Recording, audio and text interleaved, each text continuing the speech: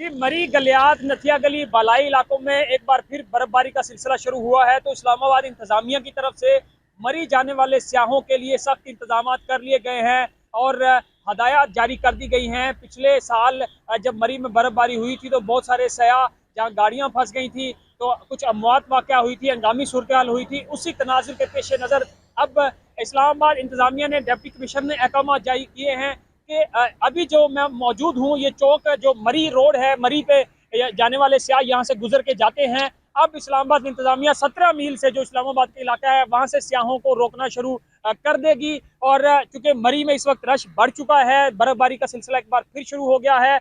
गुज़श्ता रात हमने देखा कि एक बार फिर गाड़ियां जो हैं वो फंस गई थी, जिनको क्लियर कराया गया था, रास्तों को क्लियर कराया गया था। और अब जो इंतजामिया की तरफ से और जो मरी इंतजामिया है उनकी तरफ से भी जो हदायत जारी की गई हैं, जो सयाह इस वक्त मरी में मौजूद हैं या गिरदोनवा में मौजूद हैं, उनके लिए कहा गया है कि वो अगर रात के औकात में सफ़र करें तो फिर अपनी गाड़ियों के शीशे खोल के रखें। इसके अलावा रात के औकात में सफ़र करने से भी गुरेज करें। कहीं बर्फबारी ज़्यादा हो रही है तो गाड़ियों के टायरों को चेन बांध ले ताकि किसी किस्म का नाखुशगवार वाक़या पेश ना आए और ज़्यादा रश मरी में ना हो। और गिरदोनवा में चूँकि नथिया के लिए भी लोग जाते हैं तो इसे अवॉइड किया जाए। और ये अब जो फैसला किया गया है इस्लामाबाद इंतजामिया की तरफ से, ये इस तनाजुर में किया गया है कि मरी में जो इस वक्त सयाह मौजूद हैं, जब वो अपना चूंकि वीकेंड है, आज संडे है और गुज़श्ता रोज भी कुछ सयाह यहाँ से जो मरी की तरफ गए थे, दूसरे बलाई इलाकों में गए थे, फिर मुल्क भर में इलेक्शन की छुट्टियां हो गई हैं तो सयाहों का ज्यादा रश बढ़ने का खदशा है। तो इस तनाजुर में अब सख्त इंतजाम किए गए हैं कि इस्लामाबाद से जो सयाह दूसरे शहरों से, जाहिर है